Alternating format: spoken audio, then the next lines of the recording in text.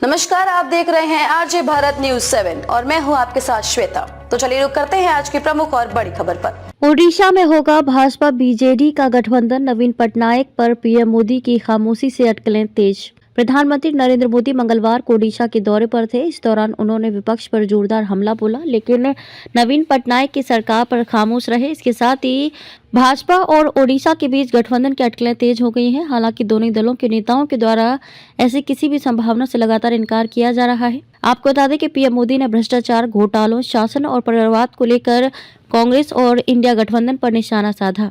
प्रधानमंत्री नरेंद्र मोदी मंगलवार को ओडिशा के दौरे पर थे। इस दौरान उन्होंने विपक्ष पर जोरदार हमला बोला, लेकिन नवीन पटनायक की सरकार पर खामोश रहे। इसके साथ ही भाजपा और ओडिशा के बीच गठबंधन की अटकलें तेज हो गई हैं। हालांकि दोनों दलों के नेताओं के द्वारा ऐसी किसी भी संभावना से लगातार इनकार किया जा रहा है।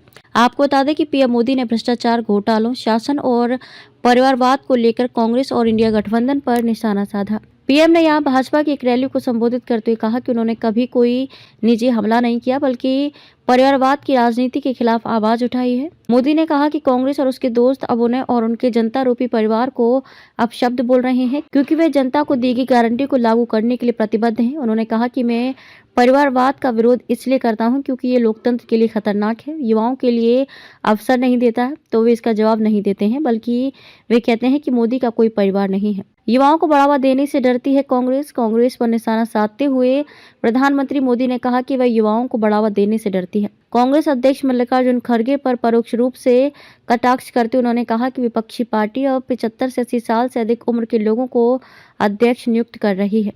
कांग्रेस पर निशाना साधते उन्होंने कहा कि पार्टी ने कभी भी 50 साल से कम उम्र के किसी व्यक्ति को पदोन्नति नहीं दी।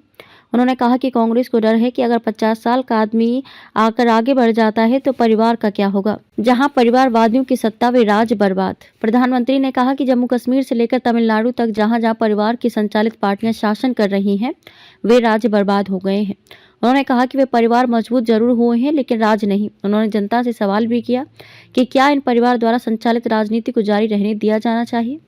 उन्होंने आरोप लगाया कि परिवार द्वारा संचालित ऐसी पार्टियां लोकतंत्र विरोधी, प्रतिभा विरोधी और युवा विरोधी हैं। खबरों में अब तक के लिए बस इतना ही। फिर होगी आपसे मुलाकात ऐसी किसी बड़ी और खास खबर के साथ। तब तक के लिए नमस्कार और देखते रहिए आरजे भारत न्यूज 7।